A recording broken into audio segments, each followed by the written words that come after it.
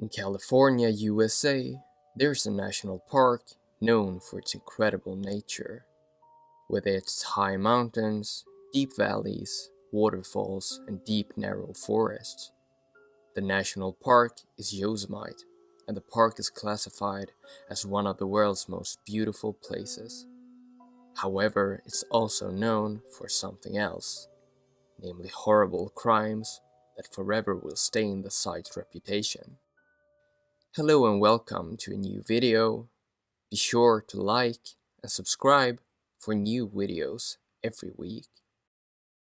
It's February 1999.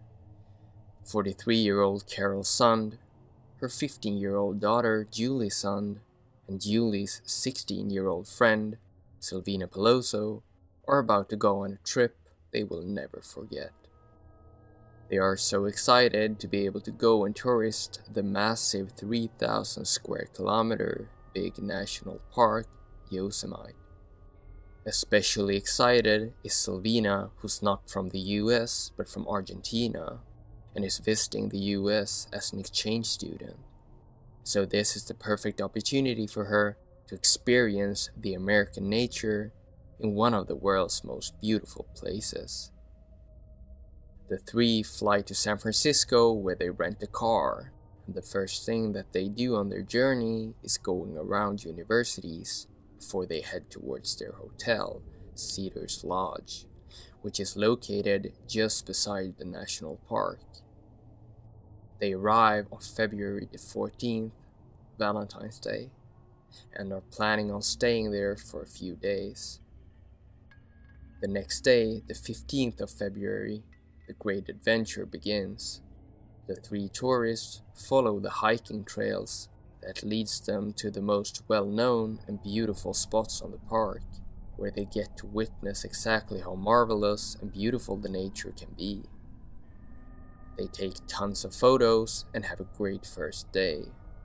When they return back to the hotel, they have dinner, and afterwards they rent a few movies from the reception. They bring the movies to their hotel room, which is in the building that's located in the darker outskirts of the hotel area.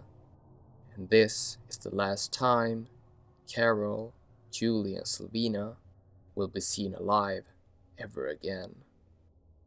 The next day, the trio doesn't show at the airport as planned to pick up Carol's husband, so he instantly gets worried that something has happened, as he cannot reach the girls. When their room is searched, nothing is found. There are no clues on where they are. The only thing that they find are wet towels on the floor. It seems like the three girls left in a hurry. They've checked out earlier than planned, and the room key is handed in the reception. What has happened that made them leave in such a hurry? The rental car has not been returned.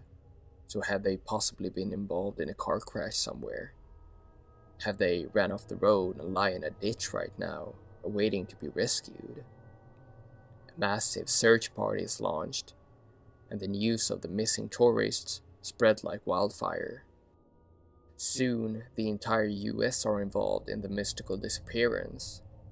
No missing persons case in Yosemite have made the public as invested as at this time. Except possibly only once, by a disappearance that occurred 27 years earlier of a 7-year-old boy named Stephen Stayner.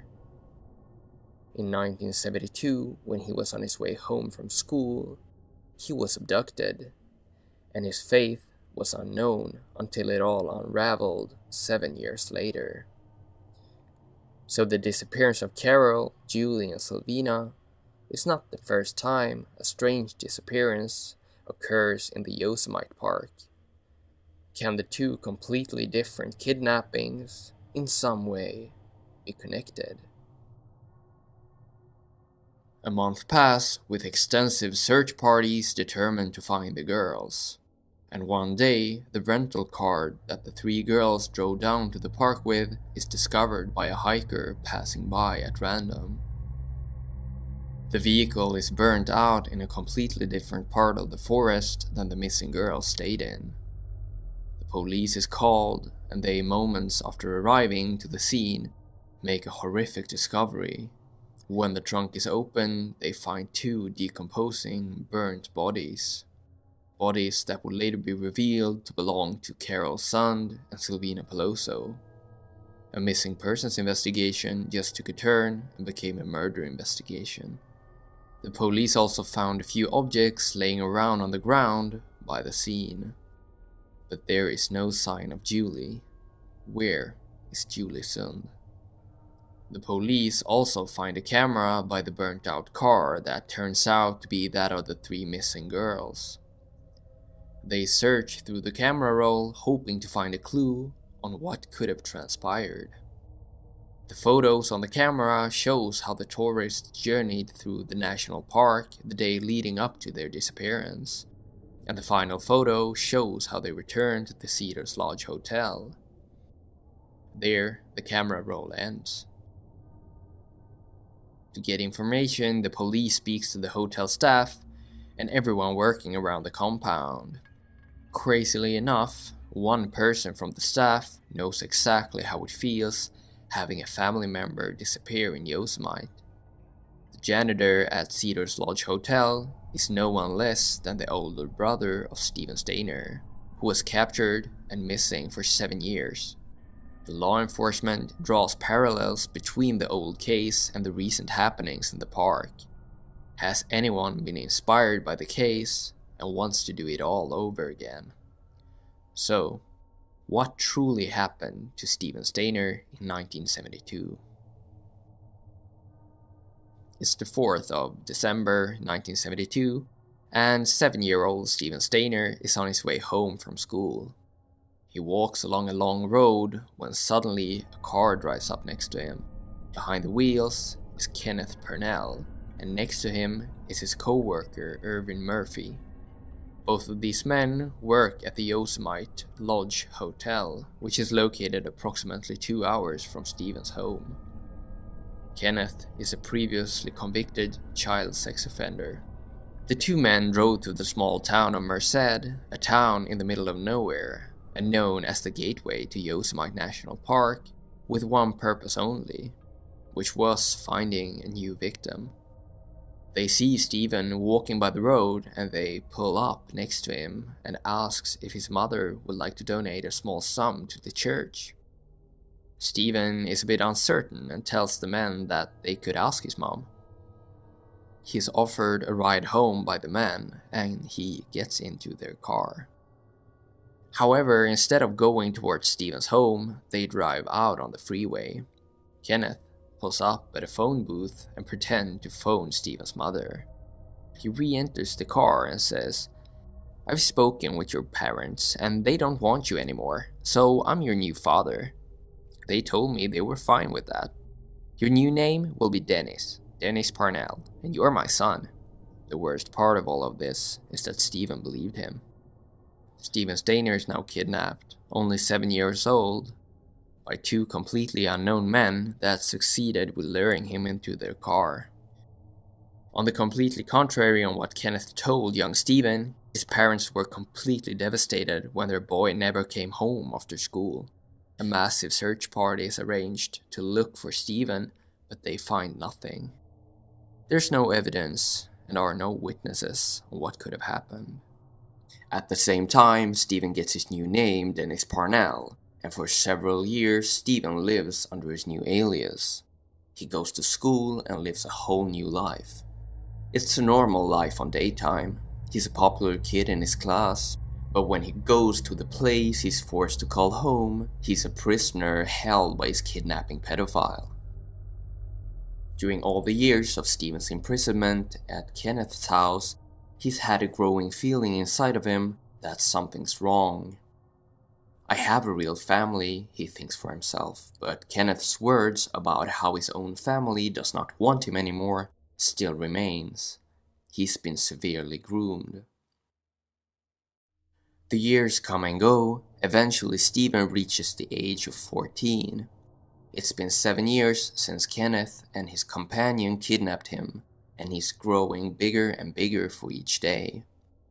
Kenneth has at this point started to realize that he will not be able to rape Stephen for much longer, and Kenneth is a pedophile that likes younger boys. Kenneth now has to start to look for a new victim. In February 1980, Kenneth bribes a high schooler in the small town of Cary to find him a young boy. The teen shows up with 5-year-old Timothy White, another boy who was on his way home from school. Kenneth has at this point, for the second time, succeeded in receiving help in a child abduction from a third party. Kenneth brings young Timothy home where Stephen is waiting. Back home, Stephen gets to witness the same things as he himself once did many years before as he arrived to that house as a scared little boy. At this point, Stephen has had enough. He comes up with a plan to fulfill in the morning. Both boys wait until Kenneth leaves for work, and as soon as he does, Stephen grabs Timothy's hand and they run. Stephen figures that the best would be to go to a police station, which they do. Well, at the police station, Stephen tells the officer that his name is not Dennis. He will state a quote that will become well known. "I know that my name is Stephen." This sentence will become the title in a book and later a movie about Stephen and what he had to suffer and endure during the 7 years in captivity as a boy named Dennis. Stephen is reunited with his real family, but nothing will ever be as it was before the abduction. For example, he barely remembered his siblings after all of this time. For 7 years he was used to being the only child, and now he needs to deal with sisters and a brother. The worst relationship is between Stephen and his 4-year-older brother, Cary. Cary is not used to having a brother, and is bothered that all attention is directed towards Stephen once more, just as the time that he went missing.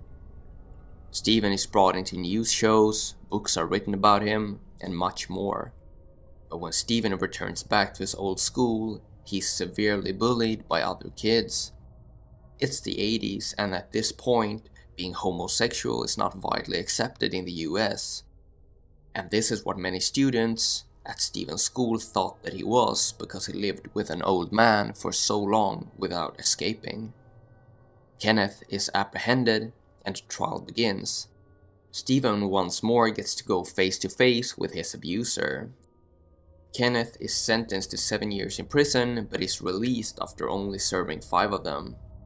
He's in jail for a shorter period of time than he held Stephen captive. When Kenneth is released back, he immediately falls back into child sex offending. He is caught and once more arrested.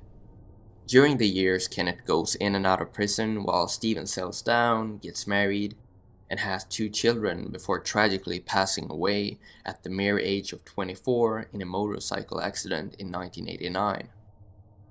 Kenneth Parnell dies in prison in 2008 at the age of 79. But the deaths don't end here. 2 years later, Timothy White also dies at 35 years of age from a mysterious heart disease. He, however, grew up and became a police officer, got married, and had 2 children as well. A few months after Timothy's death, he and his savior Stephen had a statue risen in the Park of Applegate in Merced. The statue pictures the 2 boys holding hands when escaping from their captor. This was the case of Stephen Stayner, and now we go back to the year of 1999. Julie Sund is missing, and the police wonder if someone has been inspired from the Stephen Stayner abduction. The police had just recently discovered the bodies belonging to 2 women. The third missing girl, a 15-year-old Julie Sund, is still missing, and the clues that once seemed so warm are becoming more and more cold.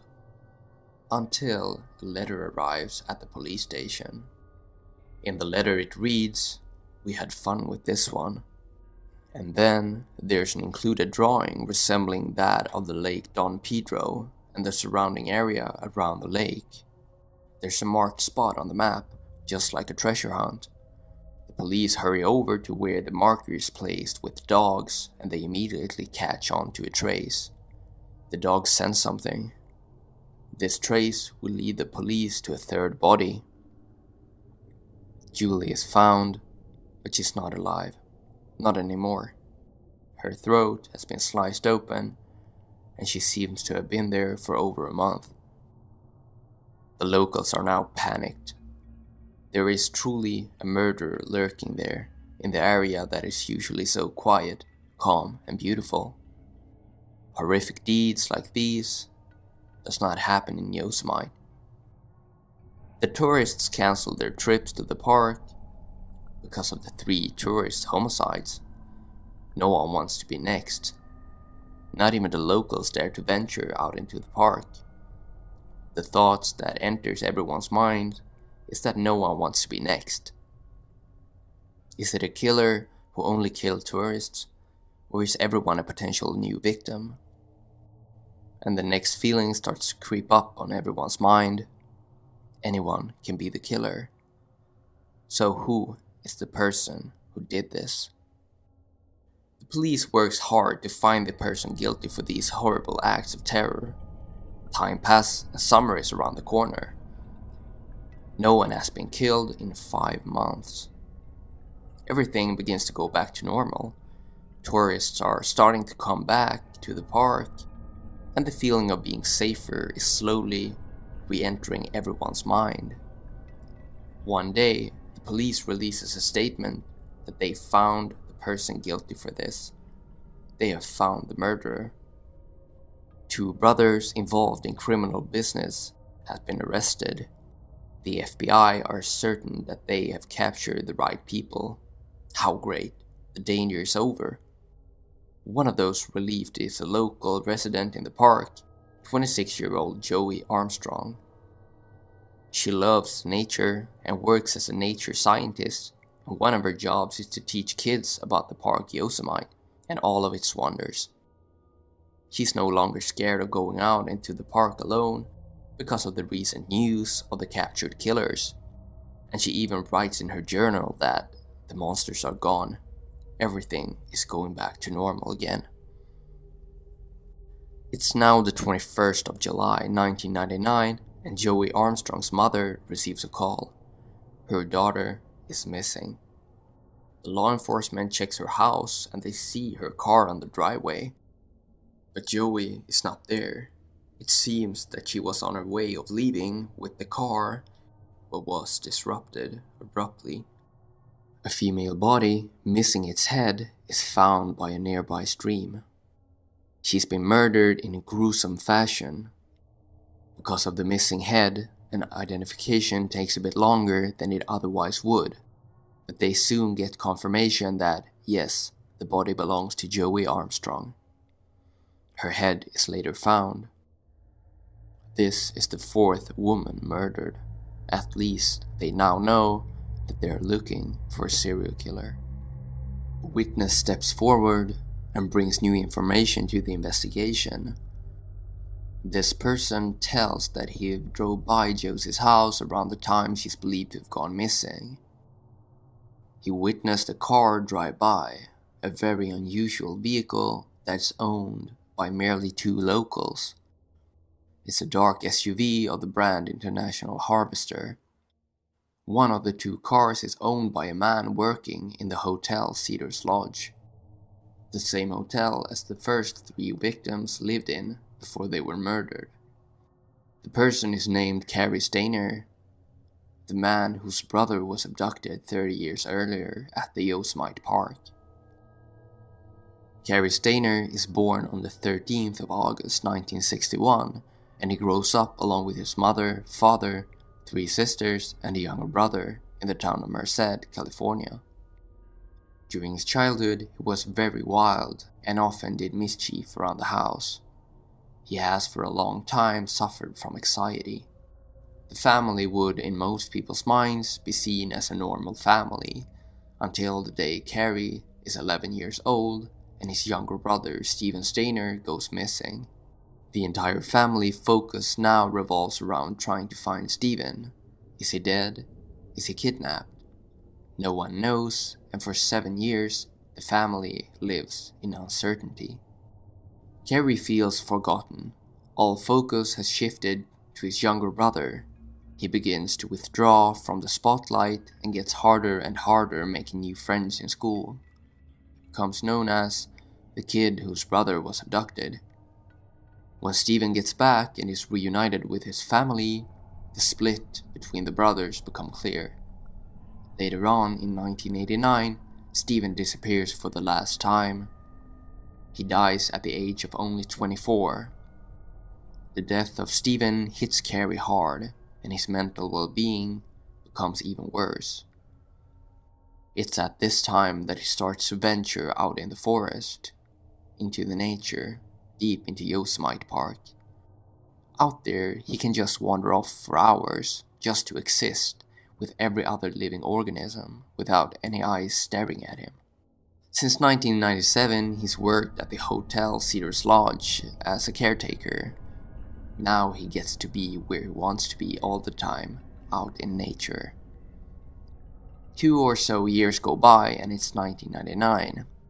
Everything that's happened, the kidnapping of his brother, follows him. Now that he drove by, the police gets another witness in their investigation. A person who has the possibility to do something good in this otherwise dark park. Or so they thought. Cary Stayner is heard by the law enforcement. Has he seen anything worth mentioning? From nowhere, Cary starts to talk. He confesses to everything. He confessed to a murder where he wasn't even a suspect, but a potential eyewitness. He tells the police that he was the one who kidnapped and murdered Carol, Sylvina, and Julie, as well as Joey. He tells of his sinister thoughts of raping and murdering 2 girls, a thought that has existed for a long time. He already had plans of murdering and raping his girlfriend and the girlfriend's daughter the day after Valentine's Day, but never got the opportunity. So he leaves for work and sees a car that is parked all alone by a building in the outskirts of the hotel area. A window on the building is open and he sees 3 girls inside. It's perfect. Now it is time. Now he will finally be able to outlive his twisted fantasies. He tricks himself into the hotel room where the 3 girls live by telling Carol that there's a water leak in the room. Carol does not want Cary to enter because the 2 teens are watching a movie in their pajamas, but he insists. It's really important. When Carol eventually lets him in, Cary pulls out a gun and forces Julie and Sylvina into the restroom where he ties them up. With the 2 girls gone, he strangles Carol to death and puts her in the trunk of their car. He pulls the girls out of the restroom and rapes them for hours. Cary can see that Sylvina is losing it from all the panic, so he brings her into the restroom again, where he kills her as well by strangulation. He puts her body together with Carol in the trunk of the car. He pulls Julie into one of the bedrooms and tells her that he has no wish to harm her. They just have to go somewhere else. He ties her wrists and leads her back to the car where he puts a blanket over her head and covers her up. The sun begins to rise. It's about 5 a.m. They drive to the place where the body of Julie a month later would be discovered.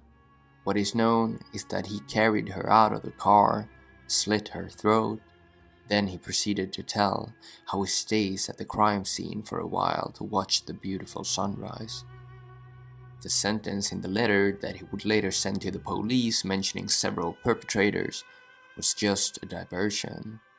5 months pass without Cary committing another murder until he sees 26-year-old Joey Armstrong when he's out driving. Joey is loading her car up with things, about to go and meet some friends that day. Cary hops out of his car and approaches her as she stands by her car packing. Something triggers him. He's ready to murder again. He begins speaking with Joey and suddenly draws his gun. Joey panics and Cary tells her to enter the house and accompany him into the bedroom. Joey brought a fight and did not make it easy for him, but eventually she's tied up and the only thing she can do is to walk. She's forced out into the vehicle and he drives off. The struggle is not over for Cary yet. Joey makes another attempt of escaping. She succeeds in jumping out of the car and she starts to run. Cary slams the brakes and chases after her on foot. He catches her and pulls out the knife. Just as he did with Julie, but with more wrath, he slits Joey's throat. But because of Joey's struggle against her assailant, there's tons of evidence. Cary understands this and decides to run off to a nudist colony nearby. When the news of Cary's vehicle being present near the crime scene is presented, he goes to the police station. And with his admission of guilt, it's not hard to connect him to the earlier triple homicide. He's sentenced in 2002 and is still remaining on death row, awaiting his own destiny. The most shocking part of the entire story is how two brothers can be so opposite from one another. Steven is praised as a hero, while his brother is deemed a monster, being a serial killer. There's no certain answer to how Cary's brain is wired, letting him do what he did, but he always had violent tendencies. And it's certain to say that Cary was always jealous of his brother's story and wanted to create an even better and more famous one. After sentencing, in interviews, police tells how Cary wanted the police to get in contact with movie producers and writers to make a movie and biographies about him, just as they once did about his brother Steven. I believe that Cary felt so sorry for himself being, as he sees it, forgotten in the shadow of his younger brother. This shows us the difference between a person with a strong mind such as Steven, who turned all around after the kidnapping and did something with his life, becoming a husband and a father, even though his life was cut too short, and a small-minded, weak person who deep down most likely despite himself, knowing that he's nothing like his brother. My thoughts go out to all the families affected by these horrible crimes, but I hope many feel at peace knowing that Cary will never hurt anyone ever again.